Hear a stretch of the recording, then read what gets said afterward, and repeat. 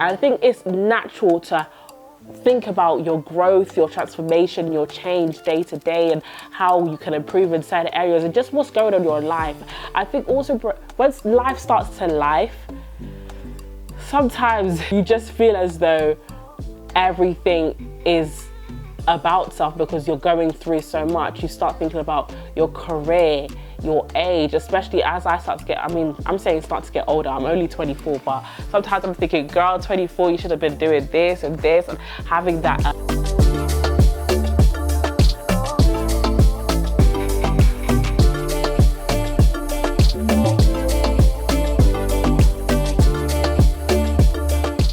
Hi guys, and welcome back to another episode of CUSHN CNVOS. If you are new here, my name is Jodie Ofori, and I'm so happy to have you joining with us on today's episode.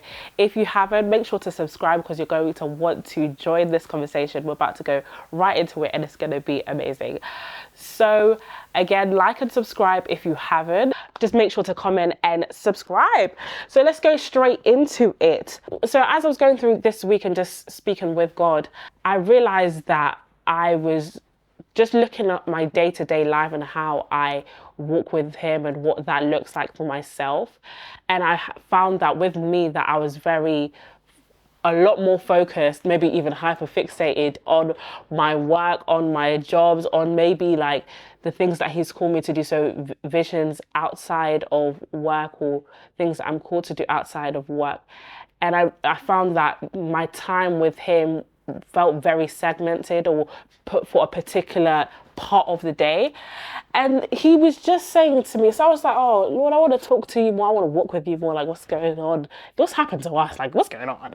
And he was just like, Jodie, are you God conscious or are you self-conscious?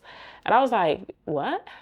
And he said, yeah, are you God conscious or self-conscious? So if you know me, I'm always going to go back and look at a good definition as to what these things mean.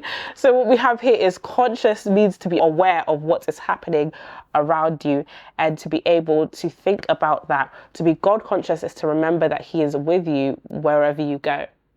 And he was saying to me, do you remember that I'm with you wherever you go? Do you remember I'm with you all aspects of the day? I think sometimes because we know that we are meant to fellowship with God, we're meant to have a relationship with God, we're meant to keep the fire burning, we put specific things that we're meant to do, whether it's pray, fast, read your word, and these things are all great because these things continue to keep our fire alight. But he's like, I want you to come to a place where you actually start to walk with me and not just keep me for your 5 a.m. prayers or your 6 p.m. Study time or word time with me.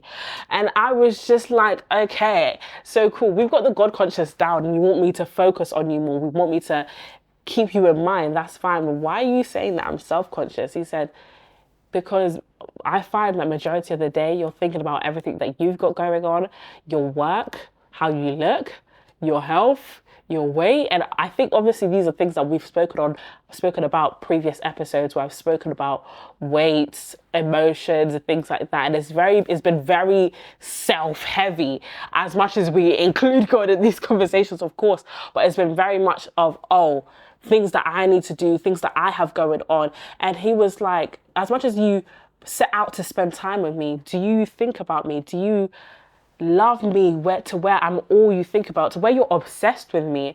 And I was like, we really need to get into a place where God is literally be all and all.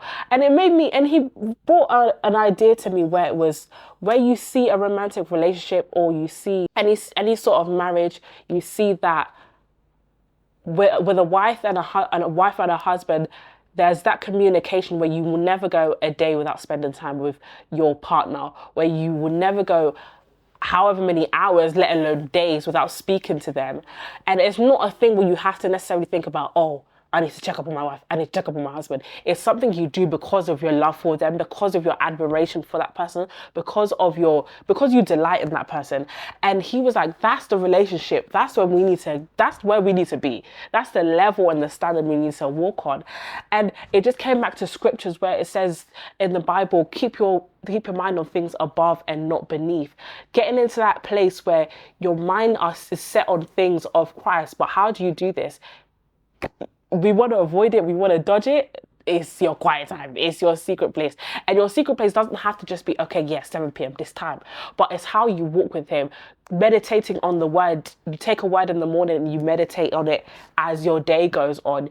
You're listening to worship music, just constantly being filled with God. It's constantly keeping your eyes on him. And it's just even the fact that it says that when you draw near to God, he will draw near to you. I think it's also found in James 4, where it says, draw near to God and he'll draw near to you. It's that thing of the constant pursuit of God, constantly wanting to know more of him, wanting to love him more, wanting to desire him more. And when you get to that place, I think it will cause you to then want to do things in regards to things now don't become a chore. Oh, I've got to, that was not, oh, I've got to pray, or I've got to read my word, or I've got to read my Bible. It now shifts into a place of, I get to, because I get to speak to the love of my life. I get to speak to the person who loved me before I even knew him, the person who knew me before I was born, the person who set me apart and has ordered my steps. You get to a place where you really delight in him. And I think that is the separation of delighting and just doing things out of, oh, this is the standard set, or this is the routine, or this is what I have to do. But getting into a place of, I do this because I love you. I do this because I want to know more of you. And then you really have to question yourself, is that, do I really love God? I think sometimes you're like, oh, do you love God? Yes. And it's like, okay, take a step back. Do you really love God? And if you do, how do you show your love to God? Do you think you can confidently say, oh yeah, nah, Jodie, she loves me, she got me down, like I know she's always there for me, we speak all the time. Okay, I'm so proud of her because she always shows up, she's trustworthy, she's always yearning to know more of me. She always delights herself in me. And that is what God conscious versus somebody who's self-conscious is. I realized that I was very much self-conscious. Obviously, self-conscious, I feel like it's always associated to weight, insecurities and things like that. But it's also the amount of times you think about yourself. And I think it's natural to think about your growth, your transformation, your change day to day, and how you can improve in certain areas and just what's going on in your life. I think also once life starts to life, sometimes you just feel as though everything is about self because you're going through so much. You start thinking about your career, your age, especially as I start to get, I'm saying start to get older. I'm only 24, but sometimes I'm thinking, girl, 24, you should have been doing this and this, and having that aspirational maybe vision as to where I thought life was going to be, and always consuming myself with my desires, things that I want to do, and feeding that flesh causes you to be very self-conscious, conscious of everything that's going on with you, aware of everything that is going on with you, and not as much of God. And God then becomes an afterthought of, oh, you've gone through the whole day, woke up, brushed your teeth, went to work, come back, eat, you've linked up with friends, or you've met a few colleagues, or whatever it is that you've done during your day, and you realize it's 9 p.m. You maybe read a verse of the day, you've prayed a little bit, or not much has been done, and you realize that God has really been an afterthought in a lot of your days, your weeks. Then I think when you go into patterns like that, it's easy for things to turn from weeks to day, from days to weeks, from weeks to months, and you've realized you've gone a whole period of time, you've not actually had that fellowship with God. But I think outside of just even having that segmented time with God, an intentional time with God, one thing I would say is having that intentional time with God, having that time where you know that, okay, regardless of what is going on, this time is when I meet with you. This time is the time I dedicate with you. Whether that's some in the morning, some in the evening, every time at this time, I will pray, I will worship, I'll do that. But also trying to create a routine of where your mind is always set on things above, where if you're doing, let's say you've read the Bible in the morning and you've done a little worship and you're in his presence, you take what you've read in the morning and you meditate on that through the day. And I know life is going to life. Your sibling can speak to you somewhere and then now you're annoyed about something, or your parents can be saying certain things and certain things can throw you off, but you got to just keep it back to the root and the main focus, which is Christ. So having those things set on him, having your scriptures set on him, playing out your worship music, gospel music. It doesn't necessarily have to be hymns and all of that every single time. Those are amazing. Love me a good hymn, don't get me wrong. But having that sort of Christian music, if it's different genres, whatever, just to keep yourself constantly in the presence of God. And I think that's where you start to really walk with God, where now your channels are constantly connected to him. So there's no distractions, there's no things that can take your focus off him, take your gaze off him. And it reminds me of even when Peter was walking on the water. And I think we always use that to be like, oh my gosh, miracle and things like that. Walking on water, yes. But the fact that he had to keep his eyes focused on God, the minute he didn't, he started to fall. Then you start to look at life, then you start to realize, oh my gosh, I'm walking on water. This is not a natural thing.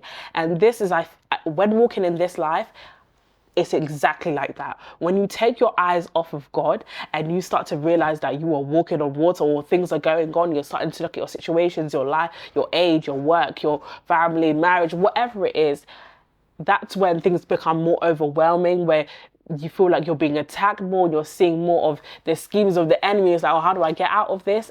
That is when you focused on God. This is when we remind ourselves to keep our eyes and set our eyes and our hearts on Christ. Again, that message of keeping your eyes on things above and not beneath, and understanding that when you are walking with Christ, that is the best way you can be, because in him is safety. It says in Psalms 23 that he's our shepherd, that he leads us in the green pastures, and that we shall fear no evil. So this is the thing where we even see people like Enoch who walked with God, and you have to just be asking yourself, what does that look like in my life, walking with you? And asking God, what do you require of me? How do you want us to relate? Because sometimes the way God will relate with somebody else and what he may require them to do is not necessarily what he will require you to do. Sometimes he'll call you to do the most weirdest thing. I remember one thing he said to me was,